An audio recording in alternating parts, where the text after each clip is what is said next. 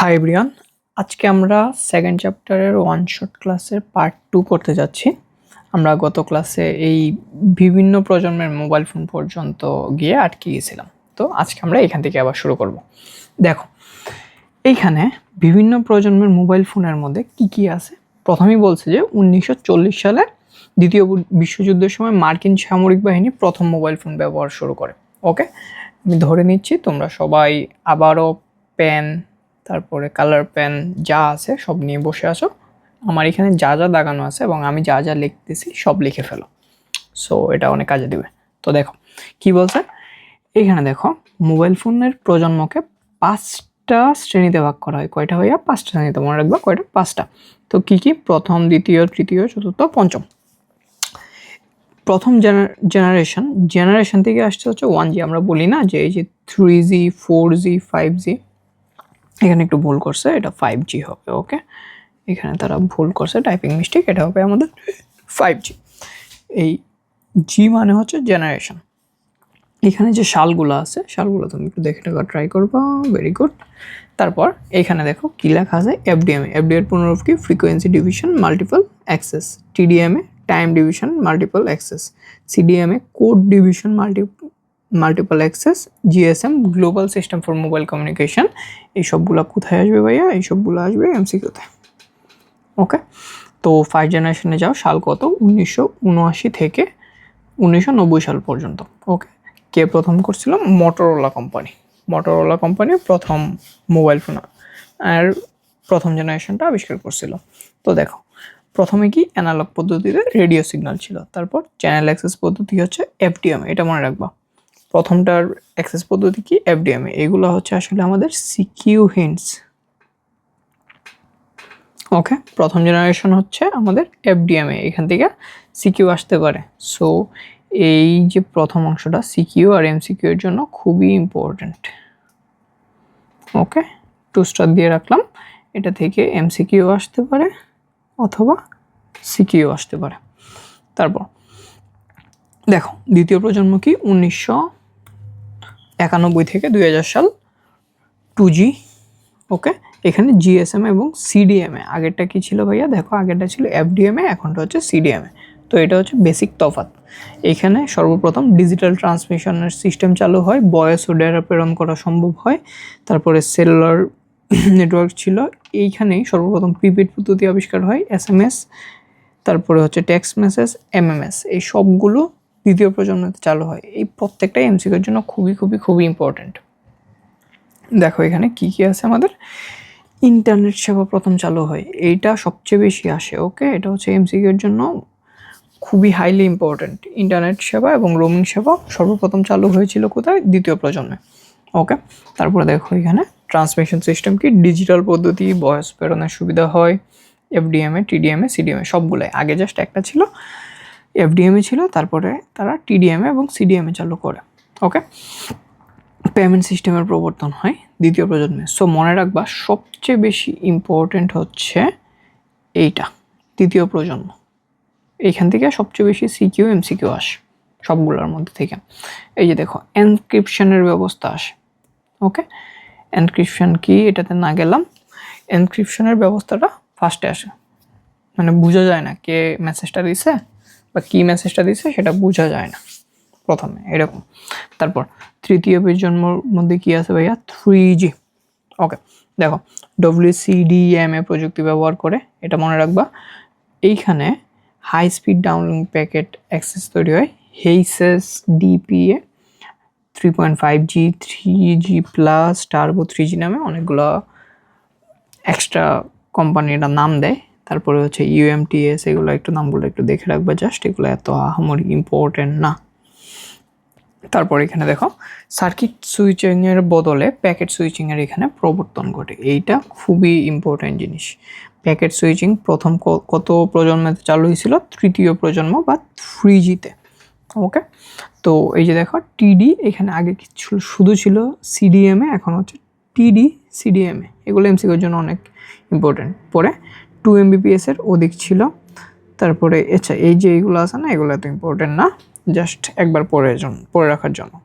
তারপর data transfer rate 2 Mbps এর বেশি হয়, আর সর্বপ্রথম ভিডিও কলের প্রচলন হয়েছিল তৃতীয় প্রজন্মে 3G-তে। ওকে, এটা খুবই ইম্পর্ট্যান্ট, আর এটা খুবই ইম্পর্ট্যান্ট। তারপর দেখো সর্বদা অনলাইনে থাকে। এখানে সর্বপ্রথম কী হয়েছিল, সর্বদা অনলাইন থাকা যায়, তারপরে হচ্ছে ভিডিও কনফারেন্সিং করা যায়, সবসময় ইন্টারনেট সংযোগ থাকে, আলাদা করে সংযোগ প্রয়োজন হয় না। কমার্স, মোবাইল ব্যাংকিং এগুলোও ওই সময় চালু হয়েছিল। 4th জেনারেশনটা কি ভাইয়া? 4th জেনারেশনে দেখো এইখানে ডেটা স্থানান্তর গতি একদম 100 Mbps হয়ে গেছে। ওকে, 2009 থেকে 2020 সালের কথা বলতেছি আমরা। এখানে ত্রিমাত্রিক ও স্থির ডিভাইসের ক্ষেত্রে 1 Gbps পর্যন্ত যা মানে লোডটা আনতে পারতো। এই যে আমরা বলি না, দেখো মোবাইলের মধ্যে আছে LTE। ওকে, মোবাইলের মধ্যে কি আছে ভাইয়া? LTE। LTE মানে কি? LTE মানে হচ্ছে লং টার্ম ইভলিউশন। ওকে, এটা এমসিকিউর জন্য অনেক ইম্পর্ট্যান্ট। LTE এর পূর্ণরূপ কি? ওকে, LTE এর পূর্ণরূপ হচ্ছে লং টার্ম ইভলিউশন। 4G প্রযুক্তির গতি 3G এর চেয়ে 50 গুণ বেশি। এটাও এমসিকিউর জন্য হাইলি ইম্পর্ট্যান্ট। আচ্ছা, একটা উদাহরণ আছে WiMAX 2। তারপর দেখো এটা কি? এটা হচ্ছে একটা IP প্রোটোকল নির্ভর নেটওয়ার্ক, 4G-র চেয়ে 50 গুণ বেশি। আর সর্বপ্রথম ত্রিমাত্রিক ছবি প্রদর্শন চালু হয়েছিল এই 4G-তে। ওকে, তো এই তিনটা যে আছে, এই তিনটাই খুবই খুবই খুবই ইম্পর্ট্যান্ট। ওকে, তারপর যাই।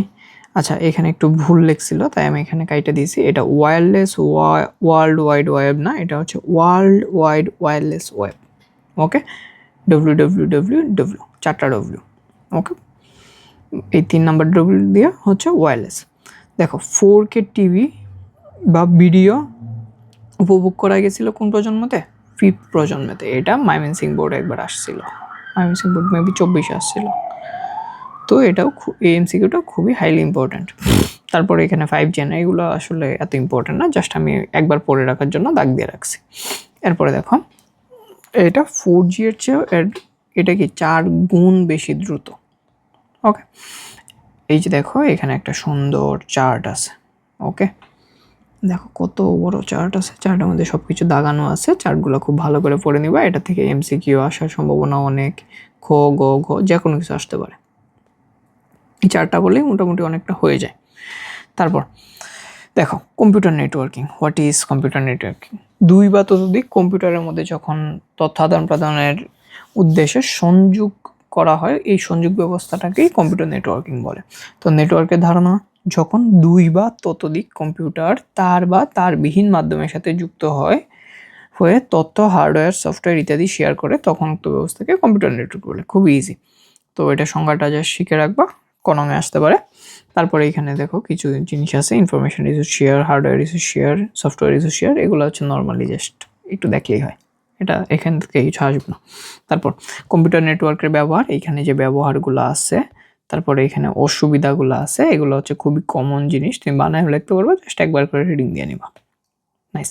তারপর এই যে দেখো নেটওয়ার্কগুলো কি কি, এই যে দেখো এই টাইপের জিনিসগুলো আমি আগেই বলছি যে ফুললি মুখস্থ করতে হবে। I don't know how. Okay, মালিকানা অনুসারে 2 প্রকার, একটা প্রাইভেট আর একটা হচ্ছে পাবলিক। খুবই ইজি। ভৌগোলিক বিস্তৃতি অনুসারে কি? প্যান, ল্যান, ক্যান, ম্যান, তারপরে হচ্ছে 1। খুবই ইজি। আর সার্ভিস প্রদান ও নিয়ন্ত্রণ কাঠামো অনুসারে 3 প্রকার, client server network, peer to peer network, hybrid network. আর এই ক্লায়েন্ট সার্ভার নেটওয়ার্ক হচ্ছে 2 প্রকার, সেন্ট্রালাইজড আর হচ্ছে ডিস্ট্রিবিউটেড নেটওয়ার্ক। খুবই ইজি। তারপর মালিকানার উপর ভিত্তি করে কম্পিউটার নেটওয়ার্ক 2 ভাগে ভাগ করা হয়েছে, প্রাইভেট আর পাবলিক। খুব বোঝা যায়। প্রাইভেট কি? প্রাইভেট হচ্ছে একক ব্যক্তি বা একটা প্রতিষ্ঠানের মালিকানাধীন থাকবে, আর পাবলিকই সবার জন্য উন্মুক্ত। খুব ইজি। এখানে পাবলিক এবং প্রাইভেটের দেখো সুন্দর করে দেওয়া আছে কি কি এটা আসলে খনঙে আসতে পারে। এইখানে দেখো খনং লেখা আছে, এটা 1 স্টার ইম্পর্ট্যান্ট, শিখে নিব। চার্টগুলো খুবই ইম্পর্ট্যান্ট এই চ্যাপ্টারে। তারপর এইখানে দেখো কি কি আছে আমাদের, মূলত কয়টা ভাগে ভাগ করা হয়েছিল? ভৌগোলিক বিস্তৃতি অনুসারে মূলত 5টা ভাগে ভাগ করা হয়েছিল, রাইট? তো এই 5টা ভাগ কী কী ভাইয়া? প্রথমটা হচ্ছে আমাদের pan, LAN, can, man. Pan মানে হচ্ছে পিতে হচ্ছে পার্সোনাল, পিতে ভাইয়া কি? পার্সোনাল। এলতে কি, এলতে হচ্ছে আমাদের লোকাল, সিতে কি, সিতে হচ্ছে আমাদের ক্যাম্পাস, এমতে কি, এমতে হচ্ছে আমাদের মেট্রোপলিটন। ওকে, আর এই লাস্টের ডব্লিউতে হচ্ছে ওয়াইড, ডব্লিউতে কি হচ্ছে wide, wide area network. So খুবই ইজি। তো পার্সোনাল এরিয়া নেটওয়ার্ক কোনগুলো, যেগুলো আমরা নর্মালি ইউজ করি, আমার ল্যাপটপের সাথে, ধরো আমার ল্যাপটপের সাথে আমার হেডসেট কানেক্ট থাকলো, আমার মোবাইল কানেক্ট থাকলো, আরেকটা ল্যাপটপ কানেক্ট থাকলো, একটা মাউস কানেক্ট থাকলো। ওকে, সো যেগুলা সাধারণত 10 মিটারের মধ্যে হয়। ওকে, নাম্বারটা মনে রাখবা 10 মিটার, 10 মিটারের মধ্যে যদি কোনো কিছু হয় তাহলে সেটা হচ্ছে পার্সোনাল এরিয়া নেটওয়ার্ক। ওকে, এর সবচেয়ে সহজ উদাহরণ হচ্ছে আমাদের ব্লুটুথ। ওকে, এই উদাহরণটা মনে রাখবা। উদাহরণটা কি ভাইয়া? উদাহরণটা হচ্ছে ব্লুটুথ। তারপর পার্সোনাল এরিয়া নেটওয়ার্কের কি হয়, কম্পিউটার ডিভাইস সমূহ একটার মধ্যে আরেকটা যোগাযোগ করতে এরা ইউজ করে। হ্যাঁ, ব্লুটুথ ইউজ করে। দেখবা তোমার ইয়ারবাডস, এয়ারপোর্টস যেগুলো আছে এগুলো ব্লুটুথ দিয়ে কানেক্ট হয়। ওকে, তো that's the thing. Wireless network প্রযুক্তি দ্বারা একটি ওয়্যারলেস পার্সোনাল এরিয়া নেটওয়ার্ক বা WPAN তৈরি করা সম্ভব। বাট এটার সমস্যা কি, এটার কভারেজ এরিয়া কম আর হচ্ছে সিকিউরিটিটাও একটু কম। ওকে, যে কেউ দেখে নিতে পারে। ধরো আমার একটা ইয়ারবাডস আছে, ইয়ারবাডসটা আসলে এইখানে এসে যদি কেউ সার্চ দেয় তাহলেই সে পাওয়া যাবে যে আমার ইয়ারবাডসটা এখানে অন আছে, সে চাইলে কানেক্টও করে ফেলতে পারে। তারপর ল্যানের পূর্ণরূপ কি জানি আমরা, লোকাল এরিয়া নেটওয়ার্ক। বাট এটা মনে রাখবা কি 1 কিলোমিটার বা তার কম পরিসর। আগেরটা ছিল 10 মিটার আর এখন এটা হচ্ছে 1 কিলোমিটার। ওকে, তো এইখানে পেরিফেরাল ডিভাইস বা প্রিন্টার যা আছে সব কানেক্ট করতে পারে, এই জন্য এটাকে ল্যান বলা হয়। এখানে ল্যানের সুন্দর করে সংজ্ঞাটা দেওয়া আছে কনঙে, তো আসতেই পারে যে ল্যান কাকে বলে, তখন এই সংজ্ঞাটা দিতে হবে তোমার। তারপর এটার বিস্তৃতি কি বললাম, সর্বোচ্চ 1 কিলোমিটার। তারপর ক্যান কি, ক্যানতে হচ্ছে ক্যাম্পাস বা কর্পোরেট এরিয়া। ওকে, সিতে হচ্ছে ক্যাম্পাস, অনেক সময় কর্পোরেটও বলে, আমরা ক্যাম্পাস বলবো, নো ওয়ারিস। ওকে, এইগুলা হচ্ছে একটা কর্পোরেট, বড় বড় কর্পোরেট বা একটা বড় ক্যাম্পাসে নর্মালি ইউজ করে ক্যানগুলো। যেমন গুগল পিক্সেল, মাইক্রোসফট তাদের নিজস্ব জায়গায় যদি কোনো কিছু তৈরি করে তখন সেটাকে হচ্ছে ক্যাম্পাস এরিয়া নেটওয়ার্ক বলে। আচ্ছা, যেমন দেখো এখানে একটা আছে, এখানে তোমার ধরো তোমার পুরা কলেজটাকে, কলেজ ক্যাম্পাসটা একটা নেটওয়ার্কের মধ্যে আসবে, তখন সেটাকে ক্যান বলা হবে। লাইব্রেরি কানেক্টেড থাকবে, কলেজ থাকবে, হোস্টেল থাকবে, ল্যাব থাকবে, এভরিথিং। ওকে, সো এটাই হবে ক্যান। এটার বিস্তৃতি কি 5 কিলোমিটার পর্যন্ত। তারপর দেখো মেট্রোপলিটন এরিয়া নেটওয়ার্ক। ওকে, এটা একটা শহরের মধ্যে হবে। যখন অনেকগুলো ল্যান একই শহরের মধ্যে কানেক্টেড থাকবে তখন সেটা ম্যান হয়ে যাবে। আর সামনে ডব্লিউ যুক্ত হয়ে গেলেই সেই ডব্লিউ মানে হচ্ছে ওয়্যারলেস, সামনে ডব্লিউ যুক্ত হয়ে গেলে সেই ডব্লিউ মানে কি ওয়্যারলেস। তারপর দেখো ম্যানের বিস্তৃতি কত, 50 কিলোমিটার। ম্যানের বিস্তৃতি কত, 50 কিলোমিটার। এগুলো মনে রাখতে হবে। বিস্তৃতি কত, 50 কিলোমিটার। এখানে দেখো পার্থক্য দেওয়া আছে ল্যান আর ম্যানের মধ্যে, তোমরা আশা করি পারবা। তো এগুলো আসলে কি বুঝাই যায়, আসলে এগুলো খনঙে আসবে, ল্যান এবং ম্যানের মধ্যে পার্থক্য কি। ওকে, এরপর দেখো ওয়াইড এরিয়া নেটওয়ার্ক। ওয়ান মানে হচ্ছে ওয়াইড এরিয়া নেটওয়ার্ক। তো অনেক বড় বড় ভৌগোলিক বিস্তৃতি অবস্থানে ল্যান ম্যান কম্পিউটার ও বিভিন্ন ডিভাইসের মধ্যে সংযোগ যে নেটওয়ার্ক গঠিত হয় তাকে ওয়ান বলে। এই ওয়ানের মেইন উদাহরণ হচ্ছে ইন্টারনেট। ওকে, আছে লাইনটা, ওকে আমি দাগাই নেই। দেখো পৃথিবীর সবচেয়ে বড় ওয়ানের উদাহরণ হলো ইন্টারনেট, এটা এমসিকিউর মধ্যে আসতে পারে। তারপর ওয়াইড এরিয়া নেটওয়ার্ক, এখানে অনেক কিছু দেওয়া আছে সুবিধাগুলো, তো এগুলো তুমি একটু পড়ে নিও, প্যারা নাই, চিল, এগুলো ইজি। দেখো ল্যান এবং মনের মধ্যে পার্থক্য আছে, এগুলো আসতে পারে। খননের মধ্যে এটা ওয়ান স্টার টপিক, খনন।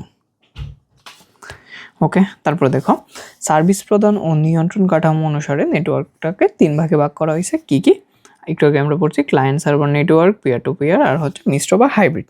ওকে, ক্লায়েন্ট সার্ভার নেটওয়ার্ক কি এক বা একাধিক ডেডিকেটেড সার্ভার সমন্বয়ে এই নেটওয়ার্কটা গঠিত হয়। ওকে, এখানে এক বা একাধিক সার্ভার থাকে। ওকে, বাট পিয়ার টু পিয়ারের ক্ষেত্রে যাই। পিয়ার টু পিয়ার কি হয়েছিল জানো, পিয়ার টু পিয়ারে হচ্ছে এইখানে কোনো ডেডিকেটেড সার্ভার থাকে না। ওকে, প্রতিটা পিসি রিসোর্স শেয়ারিং ক্ষেত্রে সমান ভূমিকা পালন করে। এখানে প্রত্যেকটা পিসি সমান। এখানে সার্ভার মানে কি? সার্ভার মানে হচ্ছে মেইন হাব, সে হচ্ছে মেইন, সে হচ্ছে হেডমাস্টার। আর ক্লায়েন্ট হচ্ছে ধরো এখানে স্টুডেন্ট, হেডমাস্টার আর হচ্ছে স্টুডেন্ট। তো ডিফারেন্স তো আছে না ভাই, বাট এইখানে সবাই হচ্ছে সমান, প্রত্যেকটা রিসোর্স সমানভাবে ইউজ করে। এখানে কোনো ডেডিকেটেড সার্ভারই থাকে না। এটা হচ্ছে তোমাদের হচ্ছে, এটা হচ্ছে student group. Okay, this is the student group. তারপর মিশ্র বা হাইব্রিড নেটওয়ার্ক। মিশ্র বা হাইব্রিড নেটওয়ার্ক কি? এখানে ক্লায়েন্ট সার্ভারও থাকবে আর এখানে পিয়ার টু পিয়ারও থাকবে। মানে এখানে কলেজের স্যাররাও থাকবে, আবার স্যারদেরও আর স্টুডেন্টদেরকেও আলাদা গ্রুপ থাকবে, আবার স্টুডেন্ট গ্রুপও থাকবে।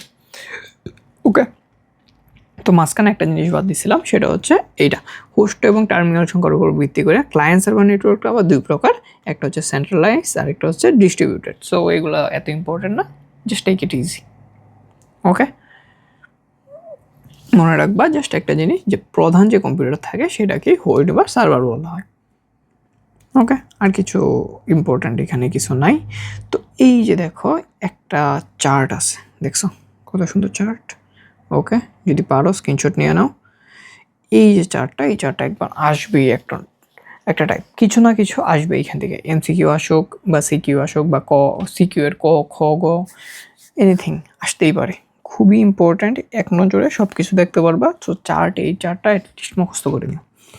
তারপর নেটওয়ার্কের বিভিন্ন মৌলিক উপাদান বা যন্ত্রপাতি। এখানে আমরা কিছু আশেপাশে আমরা যেগুলো যন্ত্রপাতি দেখি সেগুলো একটু দেখব।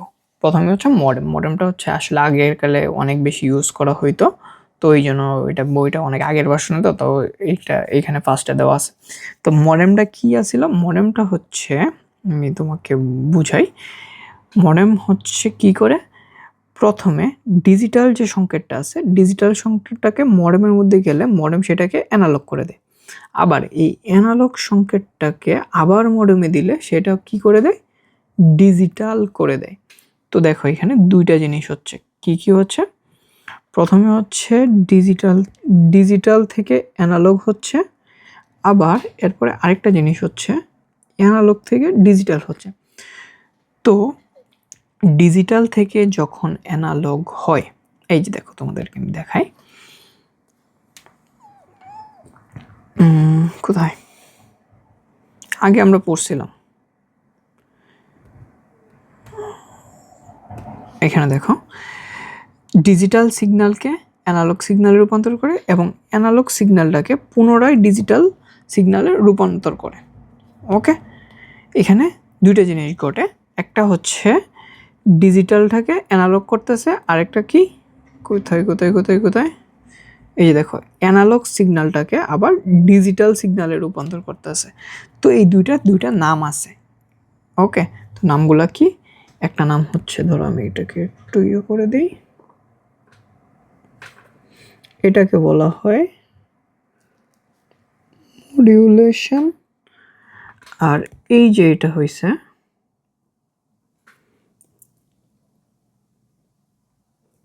ডিমodulation। ওকে, একটা হচ্ছে মডুলেশন আর একটা হচ্ছে ডিমodulation। এইখানকার প্রথম যে এমওটা আছে, ওকে, এমও আর হচ্ছে ডিএম, এই লেখা থেকেই মূলত এটাকে বলা হয় মডেম। ওকে, আমি কালারটা একটু চেঞ্জ করি, এই জন্যই এটাকে কি বলা হয়? মডেম। এখানের এমও আর এইখানের টেম, মডেম। ওকে, বুঝতে পারছি, খুবই সিম্পল জিনিস। এমন একটা যন্ত্র যেটা প্রথমে ডিজিটালটাকে অ্যানালগ করে, অ্যানালগটাকে ডিজিটাল করে, দিস ইজি। তারপর hub. What is hub? Hub হলো একটি নেটওয়ার্ক ডিভাইস যার সাহায্যে নেটওয়ার্কের কম্পিউটারসমূহ পরস্পরের সাথে কেন্দ্রীয়ভাবে যুক্ত থাকে। ওকে, একটার সাথে আরেকটা কেন্দ্রীয়ভাবে যুক্ত থাকে, এটা একটা ল্যান্ড ডিভাইস। তারপর এটা স্টার টোপোলজির ক্ষেত্রে হাব হচ্ছে কেন্দ্রীয় স্টার টোপোলজির ক্ষেত্রে হাব হচ্ছে কেন্দ্রীয় নিয়ন্ত্রণকারী ডিভাইস। এইটা যে কত ইম্পর্ট্যান্ট ভাইয়া, ইউ কান্ট ইমাজিন। এটা খুবই এই লাইনটা খুবই ইম্পর্ট্যান্ট, যে স্টার টোপোলজির ক্ষেত্রে হাব হচ্ছে কেন্দ্রীয় নিয়ন্ত্রণকারী ডিভাইস। এটা সিকিউতে আসে, সিকিউ হিন্ট, এটা one kind of CQ hint.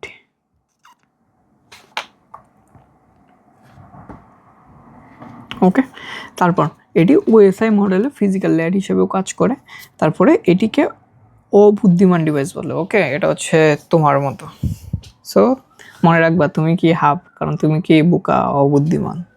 নাহলে তুমি আর ফ্রেন্ডদেরকে অলরেডি আমাদের অন্তিম একাডেমির কথা রেকমেন্ড করতা। ওকে, তুমি তো করতেছো না, তার মানে কি তুমি বোকা। তারপরে দেখো,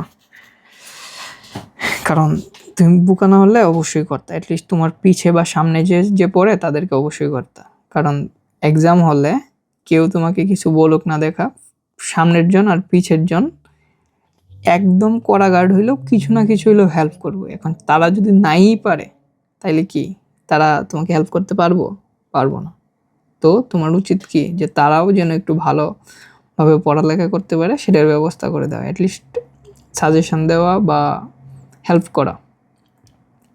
তো যদি হেল্প নাই করতে পারো তাহলে অ্যাটলিস্ট এটা তাদেরকে সাজেস্ট করতে পারো, রেকমেন্ড করতে পারো যে অন্তিম একাডেমিতে অ্যাডমিট হয়ে যেন এইগুলো শিখে নেয়, তোমার আর প্যারা না লাগে, তোমার হেল্প হবে, বুঝছো? নাহলে তুমি এই অবুদ্ধিমান ডিভাইস বা হাব হয়ে থেকে যাবে। তারপর দেখো হাবের সুবিধা কি ভাইয়া, হাবের সুবিধা কি, নেটওয়ার্ক পরিধি বাড়াতে পারে, বাট এটার অসুবিধা হচ্ছে, মেইন অসুবিধা হচ্ছে এখানে ডেটা ফিল্টারিং সম্ভব না। তারপরে বর্তমানে এই যে দেখো হাবের ব্যবহার নেই বললেই চলে, সবার কেউ ইউজ করে না, সব পুরান জিনিস, মডেম হাব। তারপরে দেখো সুইচ একটা আধুনিক জিনিস, এটা ম্যাক্সিমাম অনেক জায়গায় এখন পর্যন্ত তুমি দেখতে পাবা, এগুলো খুবই ইউজ হয়। তো এটার সংখ্যাটা ফার্স্টে সুন্দর করে দেওয়া আছে এখানে, পোর্টের সংখ্যা 8, 6, 24, এটা দেখো 8-এর গুণিতক হতে পারে, 8, 6, 24, তারপরে কি, তারপরে হচ্ছে 48 পর্যন্ত হয়ে থাকতে পারে। এখানে ডেটার বাধা নাই, তারপরে ফিল্টারিং করা সম্ভব, এটা একটা অনেক ভালো দিক। এটার মূল্য কিছুটা বেশি এবং বাট এটার একটা অসুবিধা হচ্ছে একাধিক ল্যান তৈরি সম্ভব নয়। ওকে, খনঙে হাব এবং সুইচের পার্থক্য, ভাইয়া এটা কত বেশি ইম্পর্ট্যান্ট ইউ কান্ট ইমাজিন। তুমি একটু যদি পরীক্ষা দিয়ে থাকো বা পরীক্ষার এক্সাম পেপারগুলো দেখো টেস্ট পেপারে বা যে কোনো বইয়ের মধ্যে, তখন তুমি এই যে এইটা দেখতে পারবে, এটা যে কতবার আসছে হিসাবের বাইরে। তারপর কেন্দ্রীয় ডিভাইস কি, হাব এবং সুইচের মাধ্যমে কোনো ডিভাইস যুক্ত আছে, কোন ডিভাইসটা যুক্ত আছে সেটা আসলে বুঝে আর কি। আর মনে রাখবা কেন্দ্রীয় ডিভাইস হচ্ছে এখানে দুইটা, হাব এবং সুইচ, এটা মনে রাখবা। তারপর রাউটার হলো একটি বুদ্ধিমান নেটওয়ার্ক। ওকে, রাউটার হলো বুদ্ধিমান নেটওয়ার্ক। দেখো বুদ্ধিমান নেটওয়ার্ক বা আমি, বুঝছো, এই যে আমি হলাম রাউটার, আর তোমরা কি, তোমরা হচ্ছে হাব, কারণ তোমরা হচ্ছে অবুদ্ধিমান, বোকা। তারপর একই প্রোটোকল বিশিষ্ট 2 বা ততোধিক নেটওয়ার্ককে সংযুক্ত করে। ওকে, একাধিক ল্যান সংযুক্ত করতে বা ওয়ানের সাথে ল্যানকে সংযুক্ত করতে রাউটার ব্যবহার করা হয়। ওকে, ল্যান সংযুক্ত করতে এটা ল্যানের সাথে ওয়ানকে কানেক্ট করতে পারে। ওকে, ডিফারেন্ট নেটওয়ার্কে এটা কানেক্ট হতে পারে। নেটের পুনরটা জাস্ট দেখে রাখবা, নেটওয়ার্ক অ্যাড্রেস ট্রান্সলেটর, এখানে ডেটা ফিল্টারিং সম্ভব হয়। ওকে, আর এটার মেইন একটা বৈশিষ্ট্য হচ্ছে একাধিক নেটওয়ার্ককে এটা সংযুক্ত করতে পারে। ওকে, এটা আমরা পড়বো সামনে। দেখো রাউটার শুধু একই প্রোটোকল ভিত্তিক নেটওয়ার্কে সংযুক্ত করে, বাট ভিন্ন প্রোটোকলকে আবার পারে না। ওকে, এটা হচ্ছে আর একটু ঝামেলার দিক। রাউটার হচ্ছে একই প্রোটোকলকে কানেক্ট করতে পারে, বাট ভিন্নগুলোকে করতে পারে না। ওকে, এই জায়গায় সবচেয়ে বেটার হচ্ছে গেটওয়ে হচ্ছে এমন একটা নেটওয়ার্ক ডিভাইস যেগুলো ভিন্ন প্রোটোকল বিশিষ্ট 2 বা ততোধিক নেটওয়ার্ককে, যেমন ল্যান ওয়ান ম্যানকে সংযুক্ত করে ওয়ান তৈরি করে ফেলে। ওকে, ওয়ান ডিভাইস, এই জন্য এটাকে ওয়ান ডিভাইসও বলা হয়, এটা খুবই ইম্পর্টেন্ট। ওয়ান ডিভাইস কোনটা, গেটওয়ে, মনে রাখবা ওয়ান ডিভাইস কোনটা, ওয়ান ডিভাইস হচ্ছে আমাদের গেটওয়ে। ওকে ভাইয়া, গেটওয়ে পেট বা প্রোটোকল অ্যাড্রেস ট্রান্সলেশন ব্যবহার করে নেটওয়ার্ক চিহ্নিত করে থাকে। দেখো এখানে গেটওয়ের সুবিধা এবং অসুবিধা দেওয়া আছে। এই যে দেখো বিভিন্ন প্রোটোকল বিশিষ্ট নেটওয়ার্কটা সংযুক্ত করতে পারে, এটা হচ্ছে আমাদের একটা সিকিউ হিন্ট, মনে রাখবা। তারপর নেটওয়ার্ক ইন্টারফেস কার্ডের সংক্ষিপ্ত রূপ হচ্ছে এনআইসি। এই এনআইসির পূর্ণরূপটা অনেক সময় আসে, এই যে দেখো অলরেডি আমাদের স্টার দেওয়া আছে। তারপর নেটওয়ার্ক ইন্টারফেস কার্ড বা ল্যান কার্ড বা নেটওয়ার্ক অ্যাডাপ্টার হলো একটা প্লাগ ইন কার্ড যা কম্পিউটারকে নেটওয়ার্কভুক্ত করে এটার সংজ্ঞা বাস্তব করে। ওকে, যদি বলে এনআইসি কি, কখনোই এনআইসির পূর্ণরূপ দিয়ে রেখে দিবা না। এনআইসি হলো নেটওয়ার্ক ইন্টারফেস কার্ড, একদম কাদা শূন্য পাইবা, একদম রসগোল্লা। ওকে, এনআইসি কি বললে তোমার মেইনলি লিখতে হবে এই অংশটা, নেটওয়ার্ক ইন্টারফেস কার্ড বা নেটওয়ার্ক ইন্টারফেস কার্ড হলো একটি প্লাগ ইন কার্ড যা কম্পিউটারকে নেটওয়ার্কভুক্ত করে। ওকে, এটা হচ্ছে মেইন আনসার। তুমি এটা দাও কি না দাও এটা ম্যাটার না। তারপর রিপিটার হলো একটি নেটওয়ার্ক ডিভাইস যা দুর্বল সিগন্যালকে শক্তিশালী গন্তব্যে পাঠায়। ওকে, এখানে প্রতি 185 মিটার পর পর সিগন্যাল এমপ্লিফাই করে দূরত্ব বাড়ানো যায়। তারপর রিপিটারের সুবিধাটা দেখো, নেটওয়ার্ক ট্রাফিক বৃদ্ধি না করে ডাটাটা এমপ্লিফাই বা শক্তিশালী করে সামনের দিকে প্রেরণ করা যায়, এটা একটা বড় সুবিধা। তারপর ব্রিজ কি, এক ধরনের নেটওয়ার্ক ডিভাইস যা একাধিক নেটওয়ার্কে যুক্ত করতে পারে। ওকে, এটা এত ইম্পর্ট্যান্ট না, local bridge, remote bridge, wireless bridge just জানিয়ে রাখো, আর কিছু লাগবে না। তো এই যে দেখো ডিভাইসগুলোর যে ভূমিকাগুলো আছে, এটা এখানে এগুলা সিকিউ হিন্ট হিসেবে তোমার কাজে লাগবে। যেমন হাব কি, হাব হচ্ছে একাধিক ডিভাইসকে সংযুক্ত করে কিন্তু ডাটা ব্রডকাস্ট করে, সবার কাছে পাঠায়। সুইচ হচ্ছে হাবের চেয়ে স্মার্ট, কিন্তু এটা নির্দিষ্ট ডিভাইসে পাঠায়। এটা কি, এটা হচ্ছে ডাটা সবার কাছে পাঠায়, বাট এটা হচ্ছে নির্দিষ্ট ডিভাইসে ডাটা পাঠায়। আর ব্রিজ কি, ব্রিজ হচ্ছে দুইটা নেটওয়ার্ক সেগমেন্টকে সংযুক্ত করে। ওকে, রাউটার কি, রাউটার হচ্ছে একটি নেটওয়ার্ককে অন্য নেটওয়ার্কের সাথে যুক্ত করে। ওকে, ল্যানকে ওয়ানের সাথে বা ইন্টারনেটের সাথে যুক্ত করতে পারে, আর ওয়ানের সাথে সংযুক্ত করতে পারে শুধুমাত্র রাউটার। ওকে, দ্যাটস অল নেটওয়ার্কের কাজ। এখানে যা যা আছে একটু টুকিটাকি পড়া নিবা। আর এই যে দেখো এখানে সুন্দর করে 1টা 2টা 3টা 4টা 5টা 6টারই দেওয়া আছে। ওকে, 3 স্টার দেওয়া আছে, এখান থেকে জাস্ট পরীক্ষার আগে পড়ে যাবা। ওকে, এখানে এক নজরে সব কিছু পাওয়া যাবা। তারপর এই যে দেখো একটা জোস জিনিস। ওকে, সেটা কি, নেটওয়ার্ক টপোলজি। কয়টা স্টার দিছি আমি গণিত কয়টা দিছি, 1 2 3 4 5 6 7 8 9 10 স্টার দিছি। এটা থেকে একটা না একটা কোয়েশ্চেন আসবেই আসবে। ওকে, তো দেখো প্রথমে হচ্ছে সংজ্ঞা। একটি নেটওয়ার্কের ফিজিক্যাল ডিভাইস বা কম্পোনেন্ট যেমন কেবল, পিসি, রাউটার ইত্যাদি যেভাবে নেটওয়ার্কে পরস্পরের সাথে সংযুক্ত থাকে তাকে কি বলা হয় ভাইয়া, টপোলজি বলা হয়। খুবই ভালো। তো নেটওয়ার্কে সংযুক্ত প্রতিটি যন্ত্রের সংযোগস্থলকে কি বলা হয় ভাইয়া, নোড। কি বলা হয়, নোড। এই নোড কাকে বলে এটাও খুব ইম্পর্টেন্ট, এই দুইটার সঙ্গেই খুবই ইম্পর্টেন্ট। তো দেখো এখানে কম্পিউটার নেটওয়ার্কিংয়ের জন্য মূলত 6 ধরনের টপোলজি আমরা ইউজ করি। 6টি টপোলজি কি কি, প্রথমটা হচ্ছে বাস, তারপরে ring, star, tree, mesh, hybrid. Okay, এগুলো বাচ্চাকালের পড়া, ক্লাস 9-10 আমরা পড়ে ফেলছি। 9-10 মেবি 5টা পর্যন্ত ছিল, 6 নাম্বারটা ছিল না, বাট আমরা এখানে 6 নাম্বারটা পড়বো। ওকে, হাইব্রিড হচ্ছে বেস্ট, মনে রাখবা। হাইব্রিড কি ভাইয়া, হাইব্রিড হচ্ছে আমাদের বেস্ট, সবগুলোর মধ্যে থেকে সবচেয়ে বেস্ট হচ্ছে হাইব্রিড। যে কোনো কিছু হাইব্রিড মানেই বেস্ট, নাহলে হাইব্রিড বলতো না জিনিসটাকে। ওকে, এটা মনে রাখবা, হাইব্রিড মানেই বেস্ট। দেখো প্রথমে হচ্ছে বাস টপোলজি। বাস টপোলজি কি, একটা মেইন তার থাকে আর এই তারের সাথে তারপর ডিভাইস কানেক্ট হয়। ওকে, মেইন তারের সাথে ডিভাইস কানেক্ট হয়। তো এই যে প্রত্যেকটা ডিভাইস, এই প্রত্যেকটা ডিভাইস কি বলা হয়, নোড। প্রত্যেকটা ডিভাইসকে কি বলা হয়, নোড। তো এখানে যে মেইন যে তারটা থাকে, এই তারটাকে বা এই কেবলটাকে বলা হয় বাস। আর এটা যখন ফাইবার অপটিক্যাল কেবল হবে, ধরো এই যে তারটা আছে, এই তারটা নর্মাল কোনো তার না, এই তারটা হচ্ছে আমাদের একটা ফাইবার অপটিক কেবল। ওকে, এটা হচ্ছে আমার ফাইবার অপটিক কেবল, তখন সেটাকে বলা হবে ব্যাকবোন। ওকে, তখন এটাকে কি বলা হবে, ব্যাকবোন। সো এটা যদি হয়, ওকে, তো এইখানে ডেটা প্রবাহটা কি হয়, ডেটা প্রবাহ ব্যবস্থাটা আসলে দ্বিমুখী থাকে। কয়মুখী থাকে এটা দেখবা, যে এখানে ডেটা প্রবাহ ব্যবস্থা হয় হচ্ছে দ্বিমুখী। তারপর এখানে কোনো কম্পিউটার একটা নষ্ট হয়ে গেলে বাকিগুলা সমস্যা হয় না। যেমন এইখানে ধরো এই লাইনটা বা এই লাইনটা আছে, তো এইটা যদি নষ্ট হয় তাহলে তখন এটা ঠিকভাবেই কাজ করে। ওকে, যেমন এটা ধরো এটা কোনো কারণে নষ্ট হয়ে গেছে, এটা নষ্ট হয়ে গেছে, বাট এইগুলা ঠিকই কানেক্টেড থাকে, ওইগুলোর কোনো প্যারা হয় না। এটা হচ্ছে বাস টপোলজির সুবিধা। এটা খুবই সহজ, বিশ্বস্ত, কম কেবলের প্রয়োজন, জাস্ট একটা মেইন ব্যাকবোন থাকে আর বাকিগুলা নর্মালি ইনস্টল করা যায়। তো এগুলো ইজি। তো এখানে ব্যাকবোনটা সম্প্রসারণ করা যায়, এখানে তুমি চাইলে বাড়ায়া দিয়া এখানে আরও তুমি ডিভাইস কানেক্ট করতে পারবা, কোনো সমস্যা নেই, খুব ইজি। তারপর এই যা বললাম যে একটা নষ্ট হয়ে গেলে বাকিগুলো ঠিকই কার্যকর থাকে। বাট এইটার কিছু অসুবিধার মধ্যে একটা হচ্ছে এটার হচ্ছে গতি কম থাকে।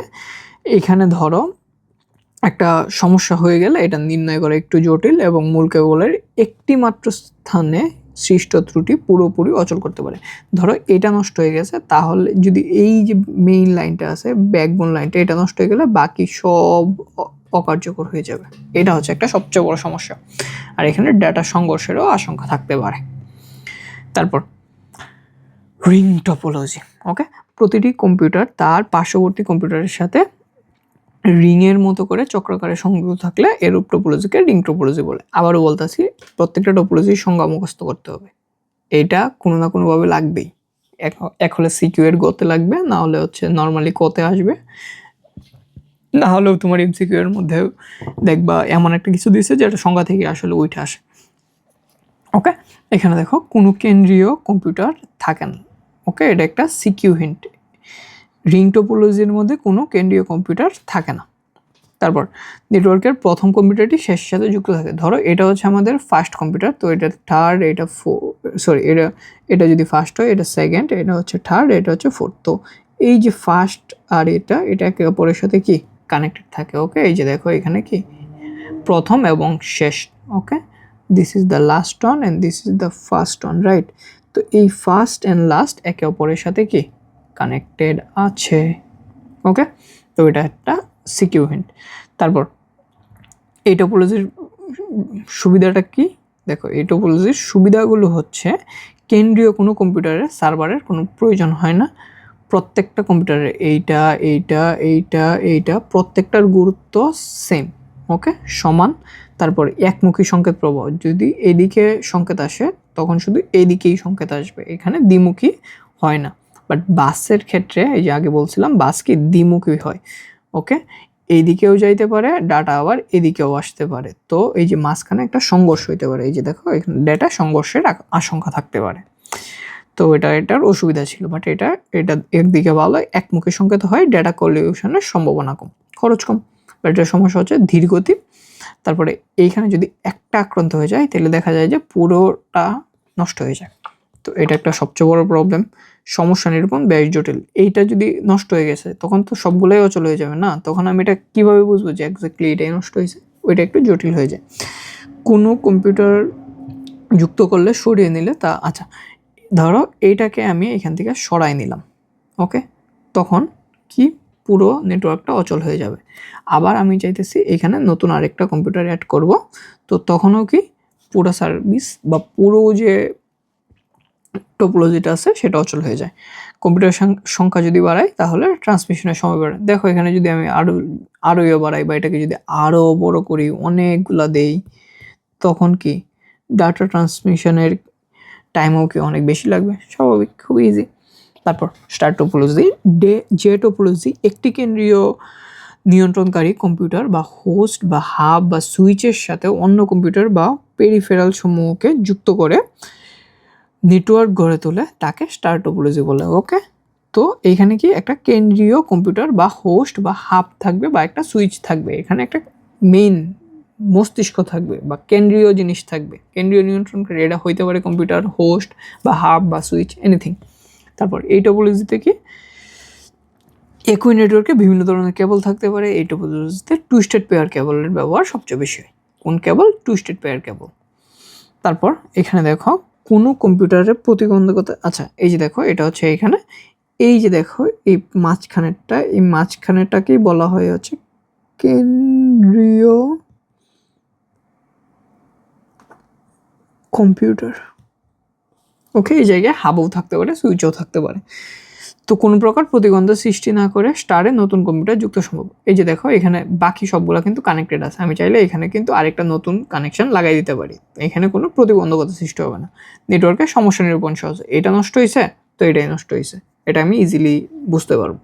তারপর কোনো একটি কম্পিউটার নষ্ট হয়ে গেলে নেটওয়ার্কের প্রভাব পড়ে না, এটা যদি নষ্ট হয় বাকিগুলো কিন্তু সবগুলাই সচলই থাকবে। ওকে, একই নেটওয়ার্কে বিভিন্ন ধরনের কেবল ব্যবহার করা যায়। ওকে, এটা এক তার, এটা এক তার, এটা এক তার, এটা এক এক তার দিতেই পারি, কোনো সমস্যা নেই। তারপর কম্পিউটারের সংখ্যা বৃদ্ধি পেলে ডেটা ট্রান্সমিশনের গতি কি স্বাভাবিক থাকে। দেখো এখানে যদি আমি কম্পিউটার দিই, ডাটা তো জাস্ট এখান থেকে এখানে আসতেছে, এখান থেকে এখানে যেতেছে, তো এখানে বাড়লেও কি কমলেও কি। ওকে, মেইন সবগুলো তো কেন্দ্রীয় যে কম্পিউটার আছে তার সাথেই কানেক্টেড। তারপর ডেটা নিরাপত্তা এখানে বেশি হয়, কার তুলনায়, বাস আর রিংয়ের তুলনায় ইজি। তারপর স্টার টপোলজির অসুবিধা কোন জায়গায়, এই জায়গায় কেন্দ্রীয় অবস্থানে থাকা কম্পিউটার বা হাব বা সুইচে কোনো প্রকার সমস্যা হলে পুরো নেটওয়ার্ক অকেজো হয়ে যায়। দেখো এইটাই যদি নষ্ট হয়ে যায় তার মানে কি সব কানেকশন লস্ট। ওকে, কেন্দ্রীয় হাব যদি নষ্ট হয়ে যায় তাহলে সব কানেকশন শেষ। এটা খুবই ব্যয়বহুল কারণ বেশি তার কিনা লাগে। তারপর সরাসরি পরস্পরের মধ্যে ডাটা আদান প্রদান করতে পারে না। এইটা ধরো এইটাতে একটা ডাটা পাঠাবে, সে পাঠাইতে হয় প্রথমে কি কেন্দ্রীয় হাবে, কেন্দ্রীয় হাব তারপরে হচ্ছে এইখানে পাঠায়, তো সরাসরি পাঠানো যায় না, এখানে মিডলম্যান হয়ে যায় হচ্ছে কেন্দ্রীয় কম্পিউটার। এই যে দেখো স্টার এবং রিং টোপোলজির পার্থক্য, এটা খুবই খুবই খুবই ইম্পর্টেন্ট, স্পেশালি এটা আসে হচ্ছে গণঙে মেইনলি, তো ভালো করে পড়বা এগুলো। ওকে, তারপর ট্রি টোপোলজি। ট্রি টোপোলজিটা কি, ট্রি টোপোলজির সংজ্ঞা আছে, এখানে হচ্ছে ট্রি বা শাখা প্রশাখার সমস্যা থাকবে, যেমন গাছের ডালপালা থাকে, শাখা প্রশাখা থাকে, সেমভাবে ট্রি টোপোলজিতেও এমনভাবে এগুলো বিন্যস্ত থাকে কম্পিউটারগুলো, যেমন এই যে দেখো এটা কি গাছের শাখা প্রশাখার মতো দেখতে লাগে না, সো ওইটাই আর কি। তো তুমি এখন দেখো এই টোপোলজি এক বা একাধিক কম্পিউটার স্তরে হোস্ট কম্পিউটারের সাথে যুক্ত থাকে। দেখো এইটার এই যে দেখো এইটার হোস্ট কম্পিউটার হচ্ছে এইটা, আবার এইটার হোস্ট কম্পিউটার হচ্ছে এইটা, এইটার হোস্ট কম্পিউটার হচ্ছে এইটা, আবার সবগুলার হোস্ট কম্পিউটার হচ্ছে এইটা। তো এখানে অনেকগুলা হোস্ট কম্পিউটার থাকতে পারে। ওকে, স্তরে স্তরে হোস্ট কম্পিউটার চেঞ্জ হয়। রুট নোট বা কেন্দ্রীয় হোস্ট কম্পিউটার হচ্ছে এইটা প্রথমটা, আর বাকিগুলো হচ্ছে সাব, এগুলো যা যা দেখতেছো এগুলো হচ্ছে সাব হোস্ট। তো এইখানে দেখো অফিস ব্যবস্থাপনার কাজে সবচেয়ে বেশি উপযোগী কি, ট্রি টোপোলজি, এটা একটা সিকিউ হিন্ট। ট্রি টোপোলজি প্রকৃতপক্ষে স্টার টোপোলজির সম্প্রসারিত রূপ, এইটা এমসিকিউ এর জন্য খুবই খুবই ইম্পর্ট্যান্ট। ওকে, আর এটা একটা সিকিউ হিন্ট। তারপর কি, ডেটা নিরাপত্তা সবচেয়ে বেশি কার, ট্রি টোপোলজি, ডেটা নিরাপত্তা সবচেয়ে বেশি হচ্ছে ট্রি টোপোলজির। তারপর ট্রি টোপোলজি ব্যবহারের অসুবিধা কি, এটা একটু জটিল প্রকৃতির হয়, বাস্তবায়ন খরচটা একটু বেশি, রুট বা সার্ভার কম্পিউটারে যদি ত্রুটি হয় তাহলে পুরানো নেটওয়ার্কটা অচল হয়ে যায়, যদি এইটাই অচল হয়ে যায় তখন কি এখানে যা যা আছে সবগুলা কি শেষ, এইটা শেষ হলে বাকি সব শেষ। আচ্ছা, অন্তর্বর্তী কম্পিউটারগুলো অচল হয়ে গেলেও অংশবিশেষ অচল হয়, ধরো এটা অচল হয়ে গেছে তার মানে কি এটা অচল হয়ে যাবে, এটা অচল হয়ে যাবে, ইজি। তারপর দেখো মেশ টোপোলজি, এটা খুবই আমার একটা প্রিয় একটা টোপোলজি। তো এইখানে দেখো এটা কি হয়, এইটা মেইনলি হচ্ছে রিং টোপোলজি। তো এটা মেইনলি কি ভাইয়া, রিং টোপোলজি, বাট এইটা একটার সাথে আরেকটা প্রত্যেকটার সাথে প্রত্যেকটা কানেক্টেড থাকে, এটা কি রিং টোপোলজির মতোই, বাট এখানে প্রত্যেকটার সাথে কানেক্ট থাকে। ধরো আমার একটা ডিভাইস আছে, দুইটা ডিভাইস, তিনটা ডিভাইস, চারটা ডিভাইস, পাঁচটা ডিভাইস, তো এগুলাকে কি করতেছি আমি কানেক্ট করতেছি। তো এটার সাথে এটা কানেক্ট করবো, এটার সাথে এটা, এটার সাথে এইটা, এটার সাথে এইটা, এটার সাথে এইটা, তো কী হবে এটার সাথে এটা কানেক্ট হবে, এটার সাথে এটাকেও কানেক্ট করতে হবে, এটার সাথে এটাকেও কানেক্ট করতে হবে, এটার সাথে এটাকেও কানেক্ট করতে হবে, এটার সাথে এটাকেও কানেক্ট করতে হবে। দেখছো কত সুন্দর একটা স্টার হয়ে গেছে মাঝখানে। তো এই যে দেখো যখন এতগুলা কানেকশন হয় তখনই সেটা কি একটা মেশ টোপোলজি। এখন তুমি বলতে পারবা এখানে নোড কয়টা? এখানে নোড হচ্ছে দেখো কয়টা, 1 2 3 4 5, রাইট? এখানে নোড কয়টা ভাইয়া? এখানে হচ্ছে নোড হচ্ছে আমাদের 5টা। তো এইখানে n সংখ্যক নোডের জন্য প্রতিটি নোডে n-1 সংখ্যক সংযোগের প্রয়োজন হয়। আর এখানে মোট যে তার কয়টা একটু গণিত দেখো তো, এখানে কয়টা তার একটু বুঝার ট্রাই করো। এখানে কয়টা তার দেখে আমি একটা করে কাটি। 1টা 2টা 3টা 4টা 5টা 6টা 7টা 8টা 9টা 10টা। ওকে, তার এখানে কয়টা? তার হচ্ছে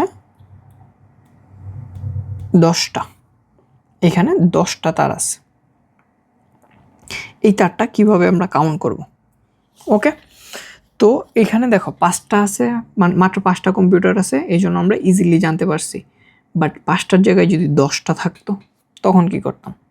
এই জিনিসটা যদি 5টার জায়গায় 10টা কম্পিউটারের ক্ষেত্রে হইতো, 10টা কম্পিউটারের ক্ষেত্রে হইতো, তখন একটা সূত্র আছে। এই যে দেখো বইয়ের মধ্যে একটা সুন্দর সূত্র আছে, n-1 ইন্টু n-1, এক কথায় n into n-1 divided by 2। Okay, যদি এখানে আমাদের 5টা আছে, দেখো এখানে আমাদের কয়টা আছে ভাইয়া? এখানে আমাদের এই যে দেখো এখানে আমাদের কয়টা আছে? 5টা। এখানে আমাদের 5টা আছে। তো এই যে 5টা আছে, তো আমরা দেখো এখানে 5 ইন্টু 5-1 ডিভাইডেড বাই 2, তো কি আসে? 5 ইন্টু 4 ডিভাইডেড বাই 2, 20/2 কয়টা? 10টা তার। ওকে, একটু আগে আমরা যে কাউন্ট করছিলাম তাই। বাট এখানে যদি একটু বেশি আসতো, যদি 10টা তারের ক্ষেত্রে বলতো, তাহলে কি 10 ইন্টু 10-1 ডিভাইডেড বাই 2, কারণ তুমি কি এখন 10টার জন্য 10টা করে আলাদা আলাদা 1টা 2টা 3টা 4টা 5টা 6টা 7টা 8টা 9টা 10টা যদি আইকা এগুলাকে কানেক্ট করো, তুমি বুড়ো হয়ে যাবে। ওকে, তো 10 ইন্টু 9 ডিভাইডেড বাই 2, 5 ইন্টু 9 45টা তার লাগবে। তো এইভাবে যদি তুমি করো তোমার জন্য খুবই ইজি হবে। তো এই সূত্রটা মুখস্থ করে রাখবা, কারণ এই সূত্রটা, এই যে দেখো ভাইয়া, এই সূত্রটা খুবই খুবই ইম্পর্ট্যান্ট এমসিকিউ এর জন্য। ওকে, এই যে দেখো একটা এই যে সেম 10টার জন্য দেওয়া আছে, উত্তর কয়টা ছিল? 45টা। দেখছো খুব ইজি। তারপর ম্যাশ টোপোলজি কি? দুই ধরনের, একটা হচ্ছে পূর্ণ ম্যাশ।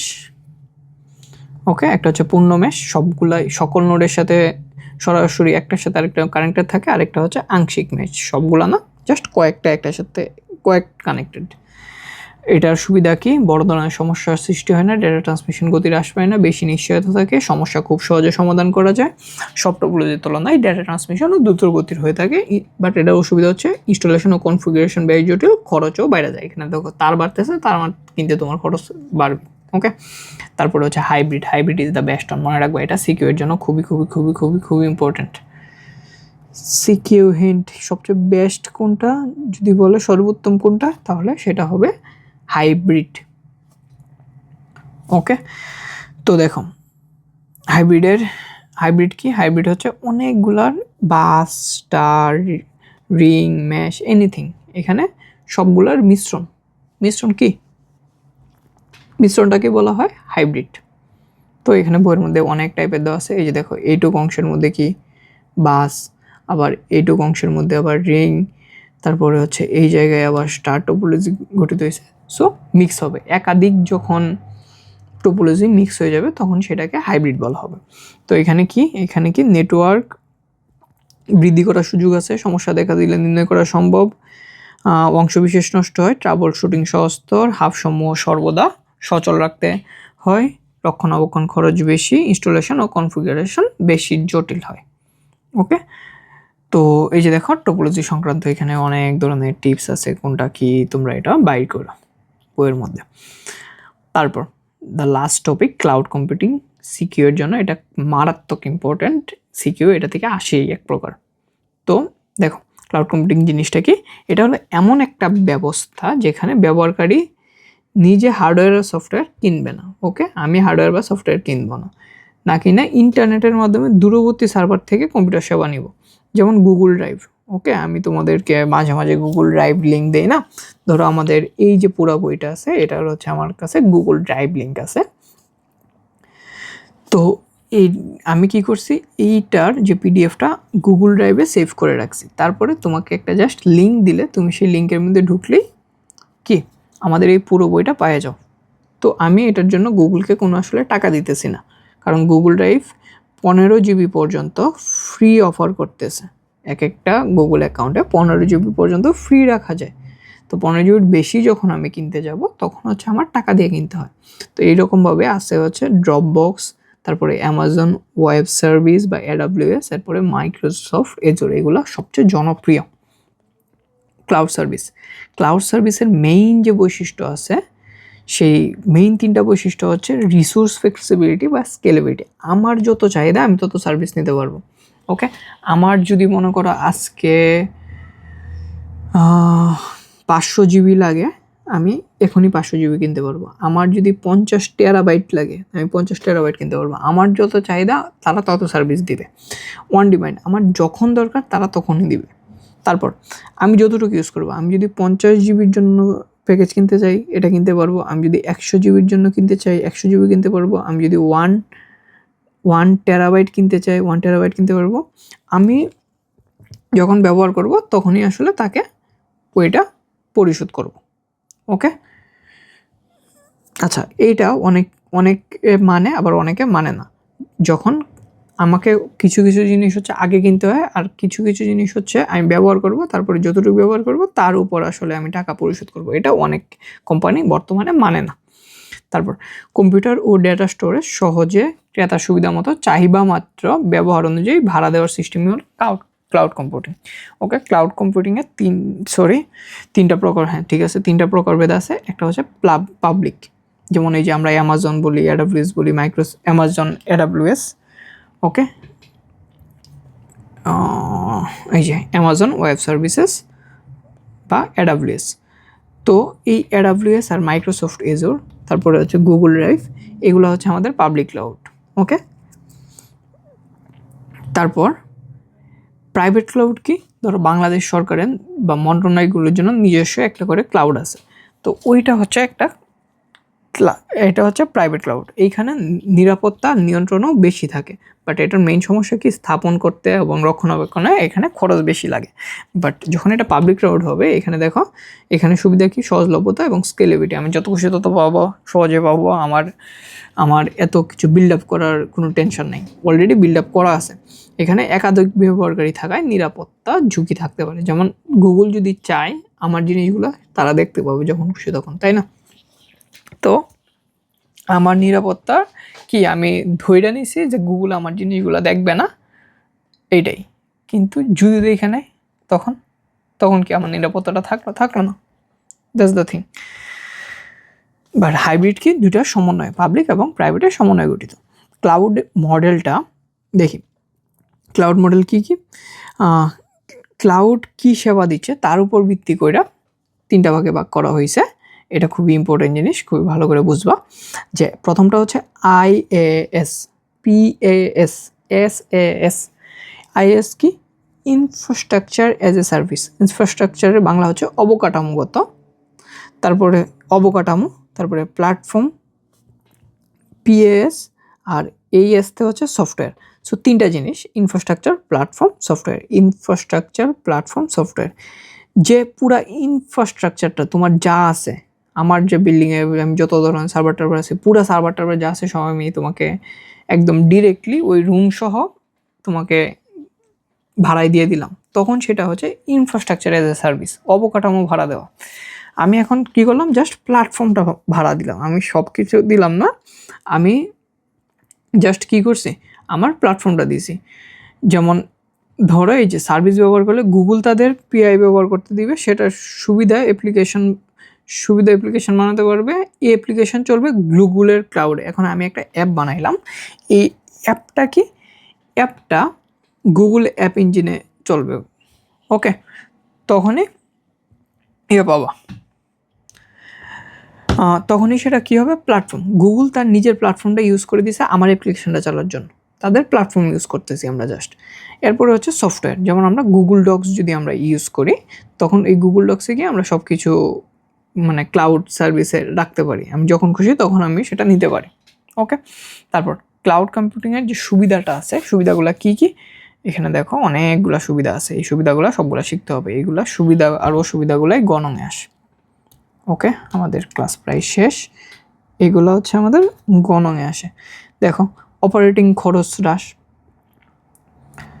ওকে, অপারেটিং খরচ হ্রাস, প্রায় সীমাহীন স্টোরেজ, আমি যখন খুশি যত খুশি পাইতেছি, তারপরে স্বয়ংক্রিয় সফটওয়্যার আপডেট হইতেছে অটোমেটিক, আমার কোনো টেনশন নাই, সর্বত্র তথ্য অ্যাক্সেস, আমি যখন খুশি তখন ওই তথ্যটা অ্যাক্সেস করতে পারতেছি, আমি জাস্ট লিঙ্কে ঢুকবো বা আমি আমার ধরো গুগল অ্যাকাউন্টে লগ ইন দেবো, আমি যখন খুশি যে কোনো মোবাইল থেকে আমি জিনিসগুলো আবার পাই যাইতেছি, আমার আলাদা কোনো মেমোরি টেমোরির কিছু দরকার নাই। তারপর সফটওয়্যার খরচ এখানে কম, সহজপ্রাপ্যতা আছে, নিরাপত্তাটা এই যে দেখো এটা একটা স্পেশাল জিনিস, এইটার নিরাপত্তা একদিকে যেমন ভালো একদিকে খারাপ। দেখো আমি বলছি এখানে উন্নত ব্যাকআপ ও নিরাপত্তা ব্যবস্থা আছে, গুগল অনেক, ধরো গুগল, মাইক্রোসফট, এগুলো অনেক নামি দামি ব্র্যান্ড, এগুলার সিকিউরিটি খুবই হাই। ওকে, এগুলার সিকিউরিটি আমি জানি যে এগুলো খুবই হাই, বাট প্রবলেমটা তখনই হয়, আমার একটা টেনশন থাকেই যায় যে যদি তারা দেখে নেয় বা তাদের যে প্ল্যাটফর্মটা আছে সেটা হ্যাক হয়ে যায় কোনো কারণে, তখন তো আমার নিরাপত্তা চলে গেল না। তো এটা নিরাপত্তা একদিকে যেরকম হাই, এটা একটা সুবিধাও, আরেকদিকে হচ্ছে এটা অসুবিধাও। এই যে দেখো এখানে অসুবিধার সেক্টরে কি আছে, এই অসুবিধাগুলোও তোমার শিখতে হবে। অসুবিধার সেক্টরেও এই যে জিনিসটা, নিরাপত্তা সম্পূর্ণ নিয়ন্ত্রণে, আমার সম্পূর্ণ নিয়ন্ত্রণে থাকে, তো এটা তথ্যটা নিরাপত্তা কমও। ওকে, নিরাপত্তা একদিকে হাই একদিকে কম, সো যদি আনসার বলে তখন কি এইটা বেশি গ্র্যান্টেড।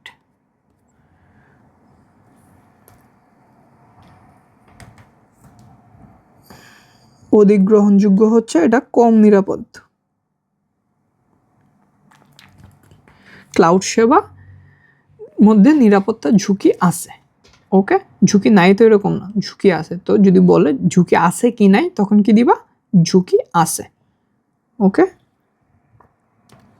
তারপর এখানে কি যদি কোনো কারণে সার্ভার ডাউন হয়ে যায়, ওকে, যদিও এখন বড় বড় কোম্পানিগুলোর তো অবশ্যই হয় না, বাট যদি হয়ে যায় তখন কাজটা বন্ধ হয়, ফি না দিলে সেবা বন্ধ করে দেবে। ধরো আমার মেয়াদ শেষ, তখন কি আমার আর তারা এই সেবাটা দিবে না, কম নিয়ন্ত্রণ করতে পারবো, প্রশিক্ষণের আমার প্রয়োজন হয়, ব্যবহার বুঝতে কর্মীদের প্রশিক্ষণ দিতে হয়, তারপরে কি ইন্টারনেট নির্ভর হয়, স্টোরেজের সীমাবদ্ধতা থাকে, তারপরে হচ্ছে এই যে স্টোরেজের সীমাবদ্ধতা আছে, আমি যদি 15 GB কিনি তো আমি 15 GB ইউজ করতে পারবো, এর বেশি ইউজ করতে পারবো না, 15 GB ফ্রি আছে, 15 GB পর্যন্ত ইউজ করতে পারবো, এরপরেরটা করলে আমার কিনতে হবে, তো এটা একটা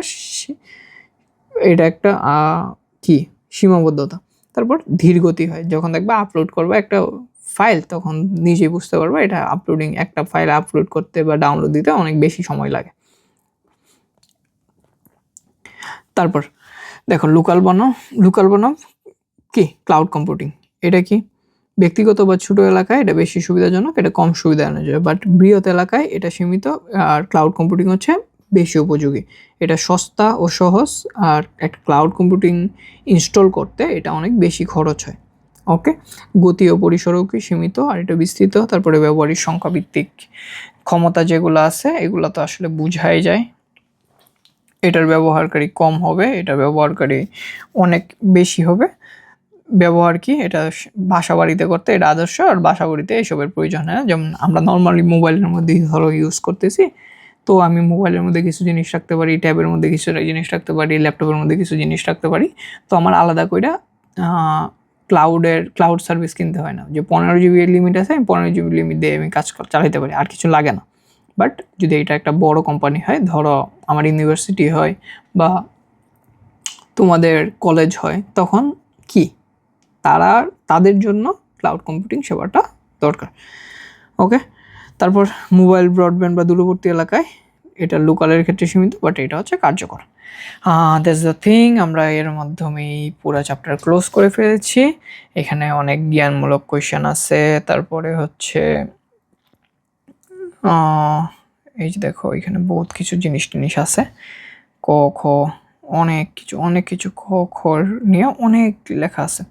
তো এগুলো আমরা সব নেক্সট ক্লাসে ওয়ান শট সিকিউ ক্লাসে পড়বো। এরপরে হচ্ছে আমরা ওয়ান শট এমসিকিউ ক্লাস করব। এখানে যা যা আছে তার মধ্যে থেকে বাছাই করা বেস্ট এমসিকিউগুলো নিয়ে আমরা পড়ালেখা করব। তো কোনো টেনশন নাই।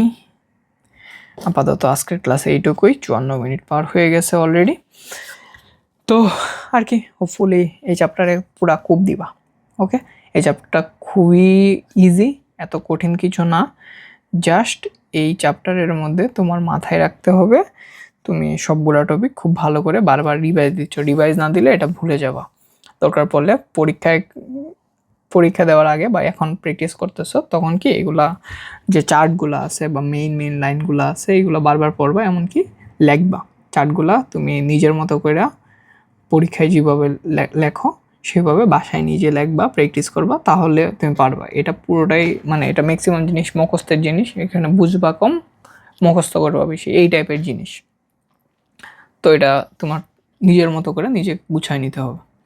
আমি যা যা বলছি এগুলা খুব খুব খুব খুব খুব ভালো করে পড়বা। হোপফুলি এর বাইরে থেকে কিছু আসবে না। ওকে, যা যা বলছি তাই আসবে। এক্সাম পেপার লিক করে দিছি, কোনটা কী আসবে বলে দিছি অলরেডি। সো এগুলো পড়বা, that's it. Okay, thank you so much. Okay, আর এই ভিডিওটা হচ্ছে ফুললি পাবলিক আছে, পাবলিক থাকবে। তো তোমার ফ্রেন্ড সার্কেলেরকে যদি চাও তাহলে দিয়ে দিতে পারো। ওকে, কাউরে দেও না দেও, তোমার সামনে যে বসছে আর পিছিয়ে যে বসছে তার এটলিস্ট দিয়ে দিও, যেন পরীক্ষার মধ্যে তুমি ভুলে গেলেও একটু হেল্প করে দিতে পারে। একটু হেল্প করলেই অনেক সময় একটা পুরো সিকিউ লেখা যায়। ওকে, তো তুমি কি হাব হয়ে না, তুমি কি আমার মতো কি হবা, হাব না হইয়া রাউটার হবা। ওকে, টাটা, বাই বাই।